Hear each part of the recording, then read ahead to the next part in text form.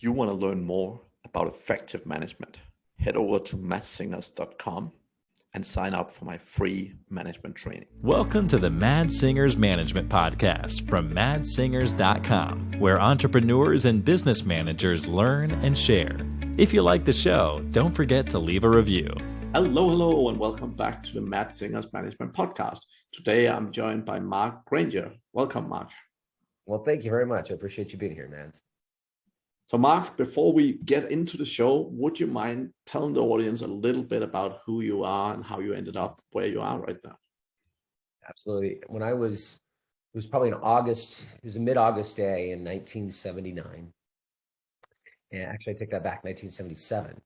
And I was out on a boat with my dad off the coast of Homer, Alaska. This is where I was born and raised. And we were halibut fishing. And it was a beautiful day. The water was like glass. There was mountains all around us. And we're sitting there and a whale begins to kind of circle around the boat a couple hundred yards out. And pretty common occurrence in Alaska. So we're just enjoying watching the whale. Pretty soon the whale turns its trajectory right towards the boat. And I'm just kind of watching it from afar, just kind of seeing what's going to happen. And it's now 150 yards away. Now 125 yards away. I'm like, Dad, that whale is coming right for the boat. So we're all reeling in as fast as we can. And now it's 100 feet away, now 50 feet away. And then it just goes completely silent. And, as a 9-year-old boy, I'm like, is it going to sink the boat? Right. And the whale came right up to the boat. I was able to literally look down into its blowhole. It went under the other side of the boat and came up the other side. With a big left eye staring at me, my heart's up, and it just kind of sunk down and swam away, and I never saw it again. So as a 9-year-old boy, I thought that was an just amazing experience, and it truly was. But as I got older and I started reflecting on that, Mads, what I started seeing is that all living things have a desire, a curiosity to connect. And so my whole life has really been around learning how to communicate so that we can make a connection, specifically through marketing and through the way that we choose to run our business consciously as leaders. And so I think it's really important. My wife and I, we work with frustrated women leaders who love speaking, and we show them how to overcome that self-doubt that keeps showing up, because your business might be, at a few $100,000 a year. It might be crossing $1 million or more. And you still are always running up against the same kind of things in your own heart. So we help you be able to come to understand how to speak. We've had most of our clients, we've had over 3,000 women come through our programs, and they've generated over $51 million, getting on some of the biggest stages in the world, including TED Talks, Tony Robbins, Good Morning America. And so what we're really there for is to help women leaders be able to put some voice to their frustrations and monetize their frustration to turn their mess into their message. Awesome. That sounds great. And I by nature, I'm a super duper introvert. And it wasn't until I discovered the beauty of management when I was about 18 that I started realizing that, if you want to be successful in, well, I should say anything, but particularly if you want to be successful managing other people, it's all about, relationships and communication and so on and so forth. So I wish it was a natural tendency of mine. That would definitely make life easier, but I've had to work very hard on it. But again, you appreciate the skill more when you get to struggle through it. I think you touch on something very important for entrepreneurs, is that there should always be something that we're working on as an entrepreneur, because we start to see how they get in the way of us being more efficient as leaders, as entrepreneurs, as marketers. And so I think what I have seen, and my wife and I have seen, because we run our business together, is that, business is the ultimate, it's personal development on steroids. It is no easy road. You are choosing to grow, and you're choosing to put yourself where you will grow, and you have to address the things you least likely want to address and look at within yourself. Yeah. And that's what I love about entrepreneurship, is you've got to learn how to do the inner work. Totally. And I personally, I kind of started more from a management aspect, but I read more than 500 books as example, right? And it's Totally right. I mean, I think personal development is key. The one thing I would say is that I think many people I see make the mistake of constantly developing weak areas instead of developing stronger areas. And Nice. Yes. particularly in terms of communication, I break that rules, but in most cases, I generally always try and focus on developing strength rather than weakness. But there is certain things. So that's actually one of my favorite books is called "What Got You Here Won't Get You There," Get you there. Yeah. and that's an awesome book because so basically conceptually the way I look at it is that if something is really holding you back, if it's a weakness that significantly holds you back, such as, for example, poor communication skills, that is something you have to work on. All right. However, most weaknesses aren't necessarily holding you back. They are something you can kind of work around instead. Right. But if it's weaknesses that's significantly holding you back, and that could be things like, you can't control you feel you can't control your temper, or the fact that, if you absolutely cannot stop talking and let other people talk, or things like that, right? Like if there's things that are really, really holding you back from being successful, then yes, you definitely need to work on them, even though it's a weakness. But otherwise, I'm a huge believer in working on things that's sort of natural strength for you. That's wisdom there. I hope your listeners really take that to Creed, because what I find, what I find is that entrepreneurs, that if you're always working on trying to fix what's broken, just listen to that context that you're coming from. You're coming from this context that I need to be different. I have to change. And that can be a very stuck state, a locked area. So when you focus on, okay, what are the things that I do well that I want to get better at? It's a better inner game psychology. It just plays towards getting more of what you want. You still do need to address the things that might be getting in your way, like stopping a behavior or beginning a new behavior. But I think you're exactly right. If you can focus on the things that you do well to make them great, you're way happier and far more functional. Definitely.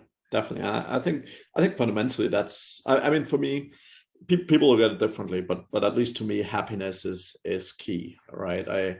I believe fundamentally, when you look in most businesses, one of the key things that you see is that people who don't perform are generally not happy in most of their life.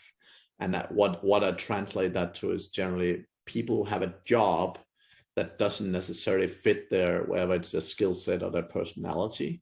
If they have a job where they're not performing well, that rubs off into the rest of their life, right? So if you feel you're spending a significant amount of time in a job that you're not good at, that does not make you feel good. That does not make you happy. And that is it's a shame spending a big proportion of your life in that situation, right? Right. Agreed.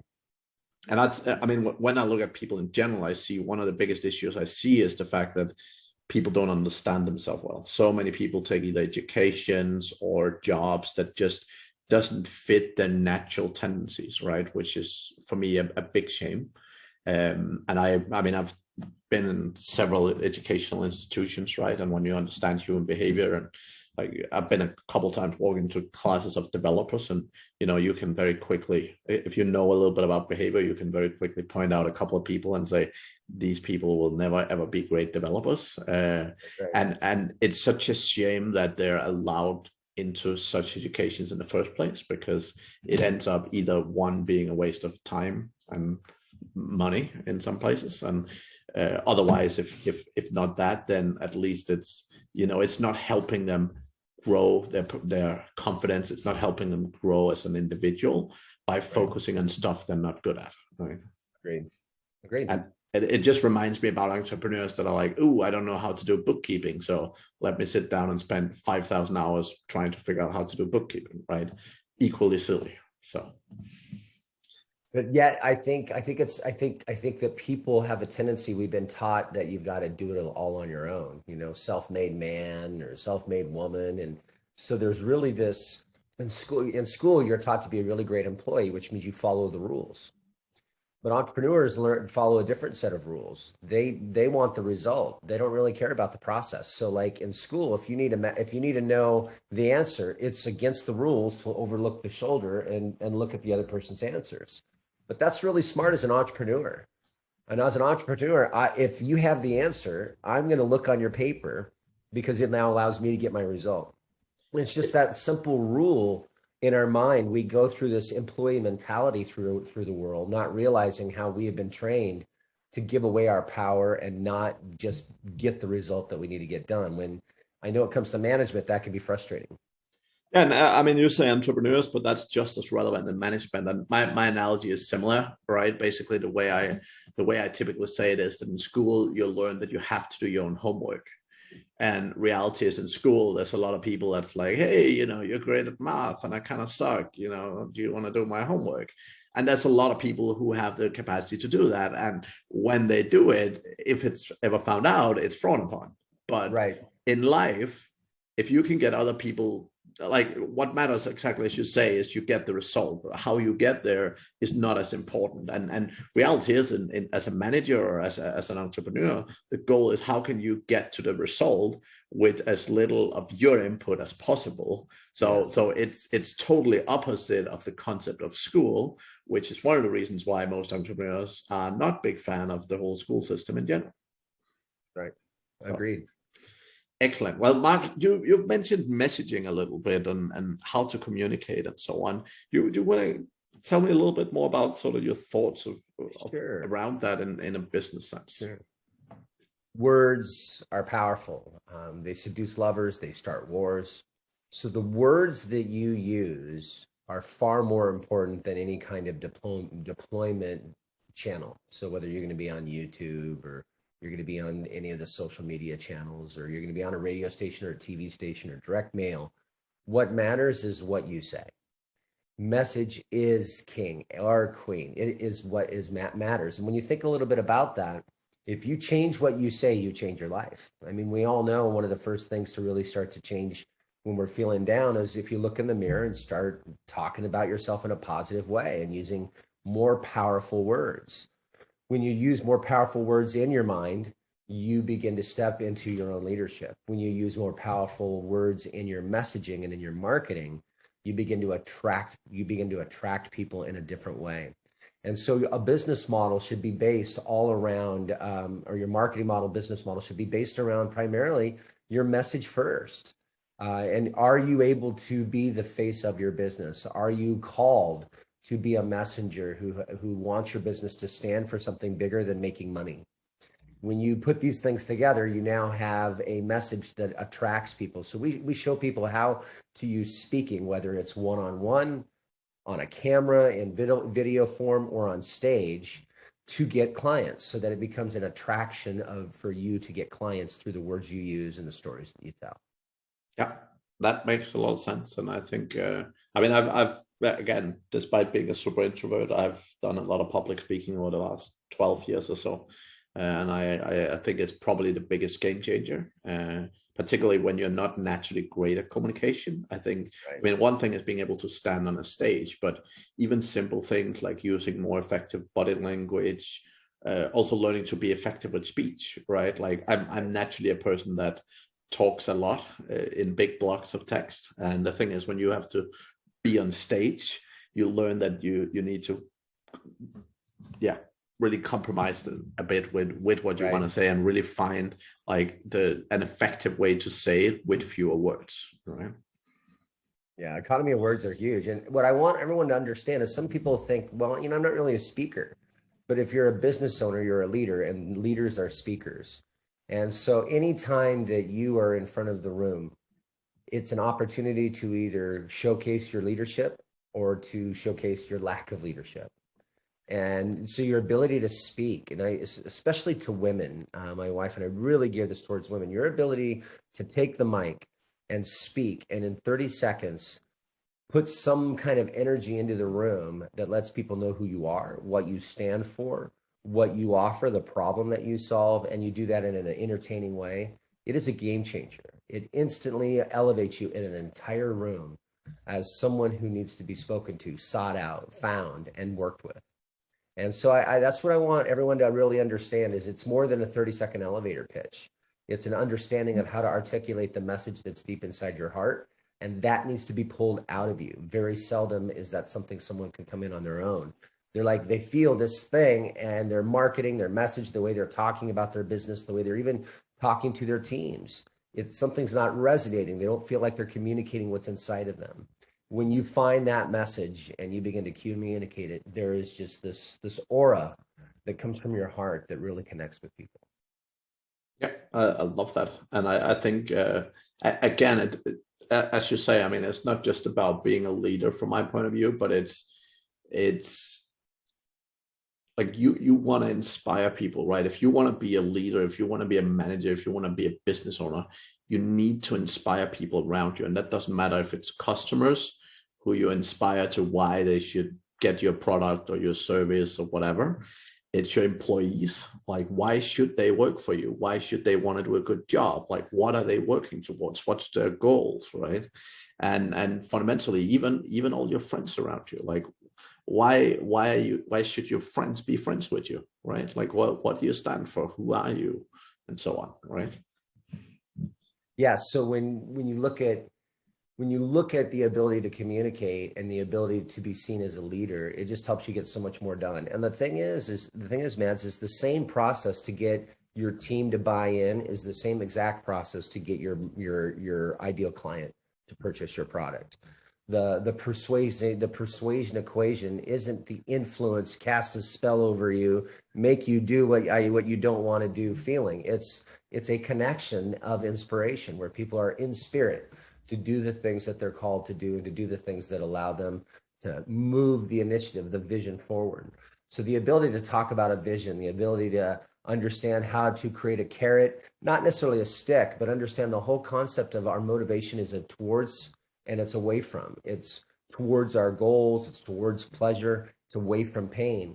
And when you can incorporate that into how you speak, now you're incorporating an automatic inspiration kind of operating system behind your leadership communication. Yeah, and I think that's critical. I mean, pretty much every single major company, if you go and look at their internal employee satisfaction surveys, any companies with more than 5,000 employees worldwide will generally tell you the same thing. Communication sucks. And it's a constant. Why do you think that is? So basically my key observation have been the fact that people communicate differently. So some are keen on written communication, some are keen on verbal communication, etc. So the challenge is the leader always have a certain kind of communication that typically doesn't fit everyone. All right. Because if you're very much a spoken guy and you like talking to people, but you're managing and leading people who much prefer written communication, then you need to be definitely aware of that, and you need to definitely compensate for that purposely. And I think a lot of people and many leaders in general that don't do it with purpose, but just do what they think they should do, often fail to cover both ends of that spectrum. But also, again, I mean, obviously, the better you are at speaking, the better you are at communicating, the stronger it will come through as well.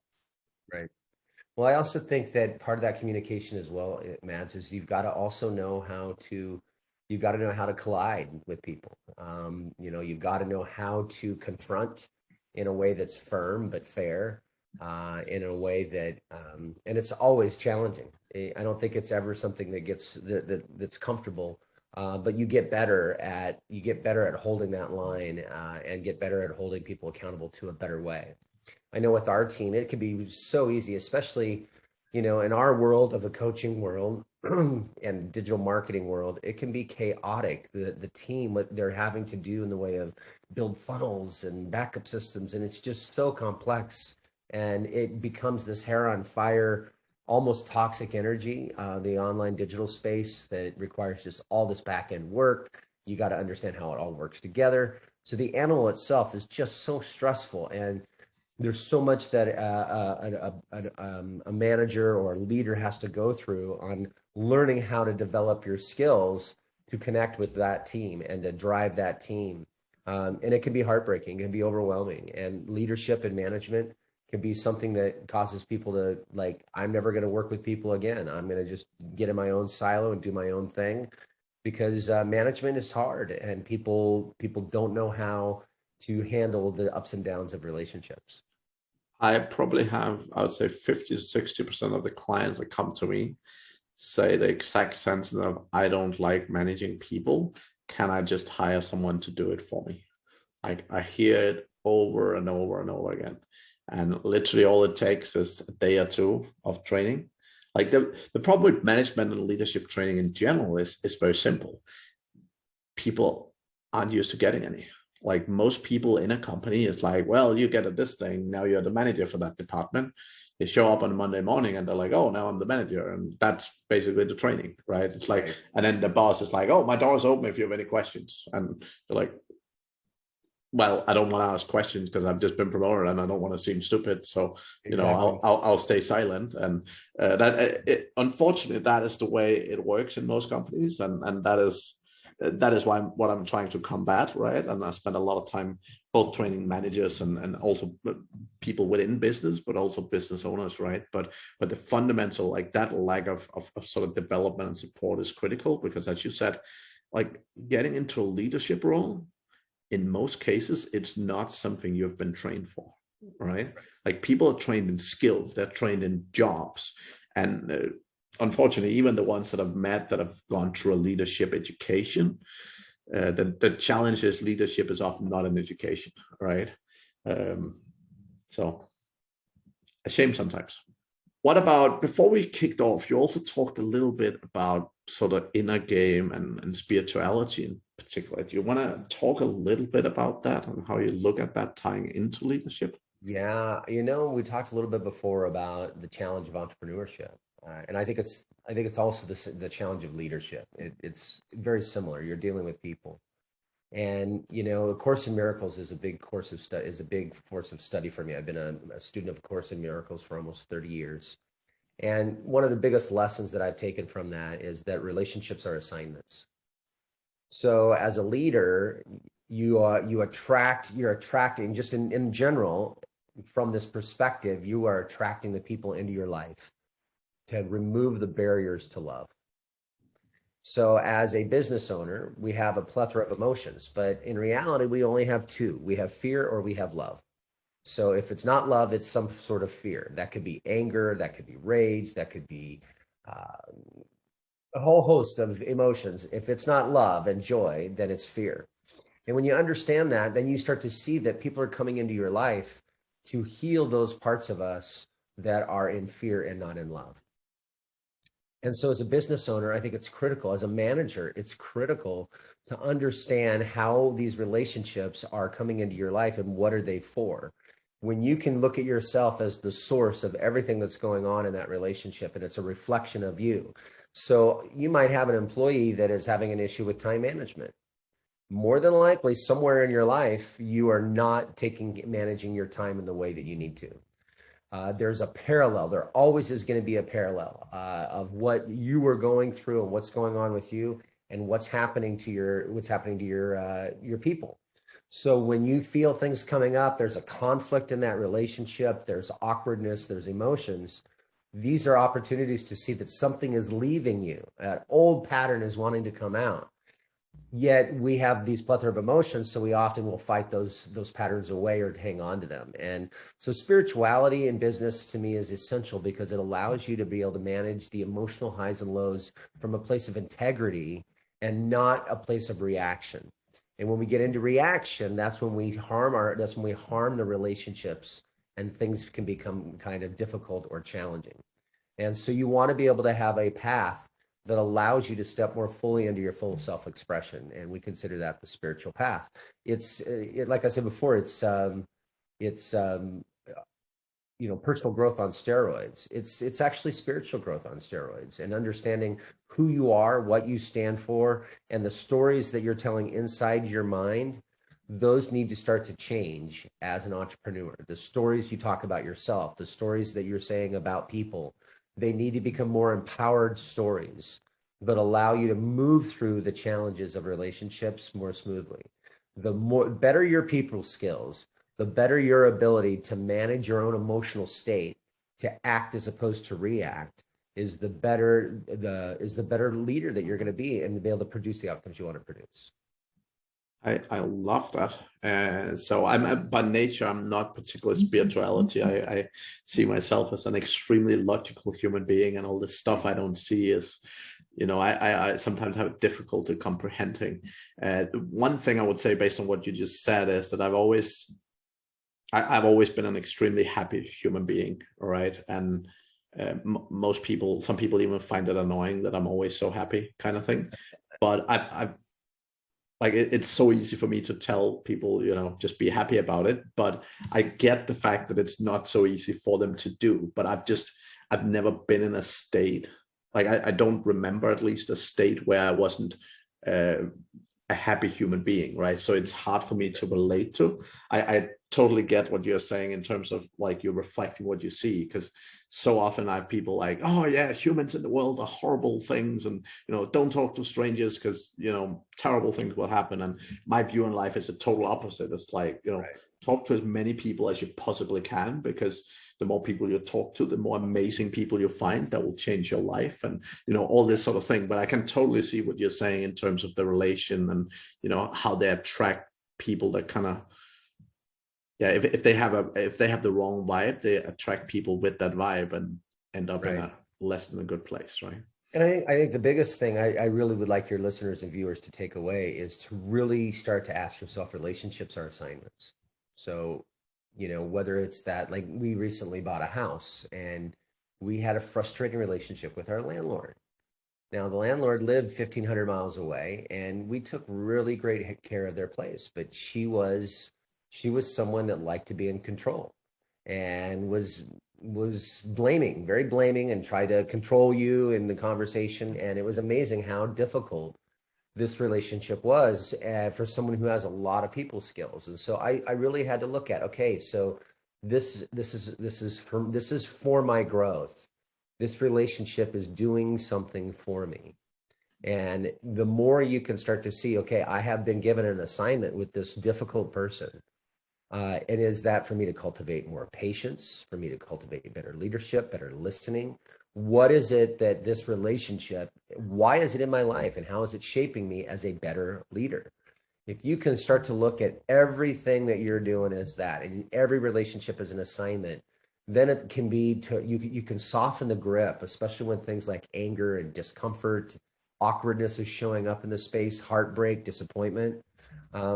Those things are part of the human experience, and it's a part of what you experience in management and leading. And so understanding that it's not about them, this puts you in complete, total responsibility for self. And it allows you to go, okay, what am I here to learn? How am I here to grow? And this person, even though my interaction with them may not be what I would choose it to be, what it is ultimate for my own growth. And how can I see what that piece is, and use this relationship and this story to reframe my own ability to lead and be a better person. That's actually, it's interesting you say that. So I think that the number one thing that have caused my happiness is, I mean, by nature, I'm a very independent human being, right? But I 100% believe that anything that happens around me is up to me, right? Which means that, I'm responsible for everything. Like if I'm in a traffic accident, even though someone else drives into me, effectively, I'm the one that chose to be at that point, at that place of the road at that point in time. So even though that it technically might be someone else's fault, in the end of the day, I bear the responsibility for being at that point in that time. And I think that's, for me, it's like I've spent a lot of time trying to analyze over the years where my happiness comes from. And I think that's it, because it is so easy in life to blame something else, to blame someone else for anything. But the problem is, the only thing that shows you is that you're not in control. And as a human being, you feeling you're not in control is not very cool, because then you start with all the insecurities and all the, what's going to happen, and I can't control it, and so on. So you basically end up going down a road that only leads to unhappiness. Whereas if you take full responsibility, if you actually live and breathe that on a daily basis, like stuff happens, but like anything that I experience, even things that I would think of as negative things, I still look at very positively, because in the end of the day, I've chosen to be there. Right. Right. And all people go through horrible things. I mean, I've lost my parents. I've lots of not nice things have happened, but I would much rather be happy for having them in the first place, and the great memories and the great life I've had with them, than sitting down spending, you know, half a year of my life sitting being sad that they're no longer there. Because one, it's not going to help me, it's not going to help people around me, and they certainly wouldn't want me to sit around being sad for the sake of that. Right. Right. So I think that, like, that ownership and that sort of, it's not just control, right? It's not just about being a control freak per se, but it's really understanding that you can influence the world around you much more than you think. Right. Well, and I think that you're demonstrating the art of fulfillment. You know, there's two worlds. There's the science of achievement and the art of fulfillment. And I think a lot of people on the entrepreneur side, on the leadership side, the management side, a lot of it is, you know, okay, I'm going to get it done, and you know how to check the list off, and you know how to organize your day and to be productive, and you value that.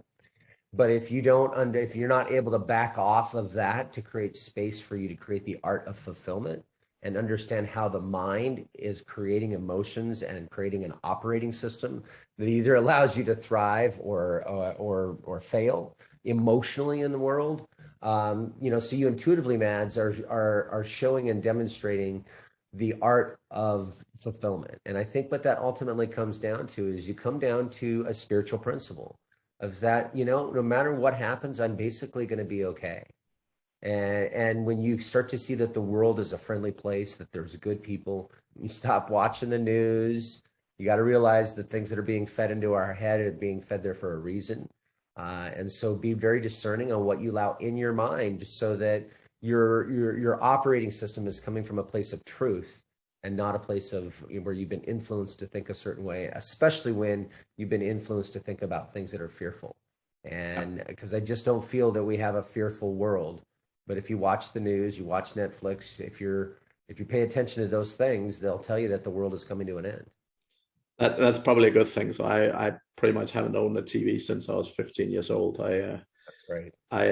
That might be one of the things that'll help me significantly. But I moved away from home when I was 15, right, pretty early. But what happened was, I was kind of like, oh, I'll buy a TV. You know, I need to save up a bit of money, then I'll buy a TV. But after a couple of months, I kind of realized, oh, I haven't watched TV for a few months, and I'm actually good. I don't need the TV. And since then, I haven't really watched much TV, right? So that might be part of why people have the fear. But I see it so often, like, I mean, I travel a lot. Often I stand in an airport with someone I'm familiar with, and something happened, a flight is delayed or something, and they freak out. Like, oh no, what's going to happen? What's going to happen? What if we don't get it? And they have this emotional reaction. I'm like, well, if we get there and we can't get the next plane, then we'll figure out what happens next. But like, us panicking about it is definitely not going to help anything whatsoever, right? So people have all these, like, again, I look at the world very rationally, right? So they have all these irrational emotional responses to things where they feel like they don't know what's happening or they're not in charge. Whereas, I can look at those situations, I could be like, yeah, sometimes life sucks, and but we're here and we're gonna go here. So we need to figure out what's the path to get there. Yeah. That reminds me of when I was in college. I was getting into personal development, and that was when they had all the cassette tapes, and you would order from Nightingale Conan. So I'm dating myself to the 80s child that I was. So late 80s, early 90s. And I ordered a Brian Tracy program. And in that, he tells a story of when him and some friends, I believe it was down in Mexico, and they were driving. And you get to this place to where there's a barrel in the road. And that's all you can see is that barrel. And so you're just driving in that direction and keeping the barrel in your rearview mirror. And you had no idea really where you were going. You were just going that way. And just about as the barrel would get too small to see in your rearview mirror, it would emerge in front of you. And they traveled hundreds of miles like this. And it really is a great metaphor for running a business, and especially in times of uncertainty, is just find the barrel and just go to that next step. And that once that step is achieved, the next step will be revealed. But if you're caught up in internal chaos of what am I going to do? What am I going to do? How's this going to be handled? And worry because you can't see the barrel in front of you yet, then you're not able to see the signs that tell you where the barrel's at because you're caught up in this. And so that's a form of lack of control because you're freaking out. And so the more you can just really manage your state and understand that something is unfolding and be clear of what is unfolding, you're seeing you're being nudged in directions that are really miraculous. The ability to influence more people, impact more lives, step more fully into your gifts. These are the things that business owners really should be looking at their life as a form of art. And as an entrepreneur, you're putting out art into the world. You're creating something.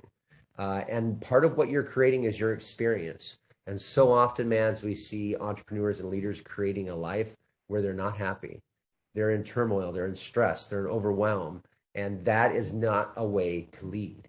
There's a better way. And when you can find a way of leading from this inner solace, this inner, awakening, now you've created something that allows everyone else around you to awaken as well. Yeah, and just as you're talking, like I started thinking about public speaking, right? Like I absolutely love speaking. I no problem, even though I'm shy. Like sometimes if I'm having to walk up and talk to one person, I can struggle with that, and I need to kick my own ass sometime to do it. Or walking up on a stage in front of a couple of thousand people, that's not an issue for me, right? That's great. That's great. Now, the key thing is I feel so calm before I walk on the stage because I know it's going to be all right. Like I can do speeches that I've prepared for months, and I can do speeches where, like, I've done it a couple of times at conferences, where they have had a speaker cancel. Right. They literally like, can you speak in 5 minutes? And I'm like, for an hour, and they're like, yeah, please. Right. And I have no problem doing it. Like I've walked on stage multiple times having no idea what I was going to talk about, but just knowing that everything is going to be okay, knowing that it will work out, like, that just the confidence you have to do that, that makes it so much easier, because most of the time you trip yourself up, right? I see that, like, I've coached a lot of people that start talking publicly, and they're often so caught up in what they're supposed to say, and when they say the wrong word, they're like, they kind of get confused themselves, right? And they end up in a situation where, like, no one actually realized they made a mistake except them. And because they made a mistake, what they had planned to say, suddenly they're just out of whack, and it's obvious that they're not there, right? Right. So interesting. Well, Mark, that was a very interesting conversation. I think just the last thing to touch on a little bit, like, often in business, right, and particularly working with a lot of entrepreneurs, we see a lot of sort of ego, and we see a lot of sort of ego / self-doubt, and you see a lot of these people who often come across in a difficult manner, at least from my personal experience, right, where people often feel they have to be something they might not be, or they're trying to be something they're not. So what sort of your experience in sort of dealing with that, and even dealing with yourself in that situation? I mean, because reality is many of us have those challenges. Right. Well, for those of us that have had difficult people in our life, whether they're parents or siblings or spouses or ex-spouses or whatever, you learn how to get better at dealing with conflict. And I think when someone says the ego to me, what I'm seeing is that they're locked up in an identity of who they think they are that often is not who they are. All right. So the ego is a byproduct of our thinking. And it's always something that puts yourself first. So it's pretty arrogant. It's not aware. It doesn't think about other people. It thinks about what it's going to lose. And it wants you to come from that thinking of fear. So when you can really start to see that other people are coming from that place, it allows you to drop into something a little bit more empowering. So there's kind of these rhythms, and I'm real big on patterns, Mads. So there's like patterns that we go through. You wake up during your day, you brush your teeth, you go through your morning routine. Even the way I shower, I'm going to wash my hair first, and then I'm going to soap up my body, and then I'm going to rinse my body. And there's a rhythm in how we do things. There's a back and forth, in and out rhythm of our day where you're on the outside, you're doing what needs to be done, but then there's those moments where you go inward and you begin to get in touch with your hopes and your dreams, and very often the frustrations, the things that aren't working. And when you grab onto those things that aren't working, you realize that you need help and support from other people and experts that can really give you direction and clarity. Big Impact HQ was really created for the frustrated woman leader who loves to communicate, who loves to speak. And when you look at the distinctions, the small subtleties, that when you move, the words that you use, the pauses that you make, the things that you do that pull people in, it's really a big step in helping you understand how you manage people, because now you're really in charge of you. And that, I think, is the biggest thing, that skills that entrepreneurs need, is the ability to manage their own state, their ability, because you're going to push my buttons at some point in time in our relationship, Mads. There's going to be something in you that rubs up against me. That's the purpose of a relationship, right? So we're polishing each other's diamonds, and sometimes that can be painful and uncomfortable. But when you really see that that's what a relationship is for, you're not so tied into to things happening the way that you think they need to happen. So you can give a little more space and allow people to be felt and be seen. I have a men's circle that I created here in Austin, Texas, with my friend Oliver. It's called Gents, Gentlemen, Entrepreneurs, and Executives Networking Together Socially. And we get together twice a month. Once a month, we get together with our blazers on, and we go out and we have a nice cocktail and dinner and discussion over dinner. And then once a month, we meet around a fire. It's called our Primal Fire. And last night we had our Primal Fire. And it's amazing how when you have a container, and this is a leadership container, and when you have a container, how it helps people be able to build safety and trust and addressing the issues between people. And so, like, when I say container, what I mean like an energy, it's all based on agreement. Agreement frames, I think, are one of the biggest tools that entrepreneurs and managers need to leave, is when someone says, I agree with you, we're on the same page, and they proclaim they're going to do, say, or execute something, and they proclaim that out loud and they lock it in with an agreement. It's so much of our conditioning to be who we say we're going to be. And so we have 5 rules and 5 standards. And we also move in these standards in our business as well. So the 5 rules are: be on time, electronics off when we're having a meeting, no intoxicating substances in you or on you, own your safety, and leave people better than when you found them. And then the standards are confidentiality, meaning like what happens in this circle and what happens here is just between us. That confidentiality is critical for people to feel safe so that they can get vulnerable and share. Then it's tell the truth. Just be honest, tell the truth, and then be your word. And that's one of the biggest challenges that I see that people have, is that when you are working with an employee and you are managing them, you are asking them to step into and proclaim things they're going to do, to be productive. All right. And if they say they're going to do something and they don't do it, your job is to hold them accountable to it. And it's amazing how many people want to wiggle out of their accountabilities. So our circle, it's pretty simple, so there's be your word, trust the men, and leave no trace. And lean into your edge. So the 5 standards are confidentiality, tell the truth, be your word, trust the men, and lean into your edge. All right. So those 5 rules and 5 standards, our job is to communicate to each other in this men's circle, so that we see in ourselves when we are not living those 5 rules and 5 standards in the circle. And so I'm just bringing that up because it creates an environment where problems are solved in a more conscious fashion rather than in a reactive fashion. And the men are loving it. They're getting so much meaning out of it. And so I want to encourage your listeners to really look at, how can I create some agreements? It doesn't have to be 5 rules and 5 standards, but what are the agreements that you can get people to say to? And then you have the ability to hold them accountable to that agreement. Agreement frames, I think, are one of the best things of dealing with ego, dealing with people who are difficult, and moving the needle on getting them to take a specific action or direction. Interesting. Very good. Very good, Mark. I love listening to a guy called Dr. Robert Glover, who wrote a book called No More Mr. Nice Guy. So I've had some very interesting times listening to some of his stuff, and he talks some of his stuff is in that direction as well. All right, and I think it's I see a lot of people that are not comfortable being themselves, right? And I see exactly what you say. I see this ego where, to me, a lot of the time it just feels like they're trying to compensate for something, right? Like it seems like they're trying to either be something they're not, or it looks on people like they're not comfortable being themselves. All right.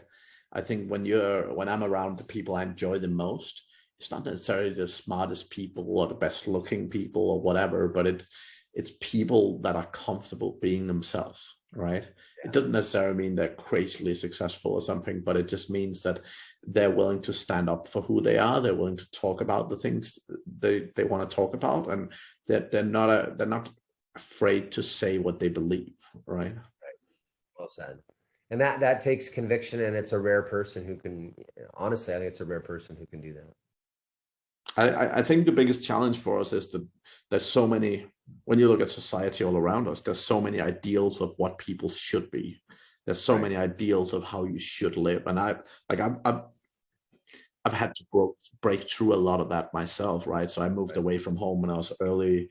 I moved away from my country of birth when I was 18. I've quit an education before it finished, and everyone's like, no, with no education, life, it's going to be the most horrible thing in the world. And I've done so many things that is against sort of pop culture, if you will.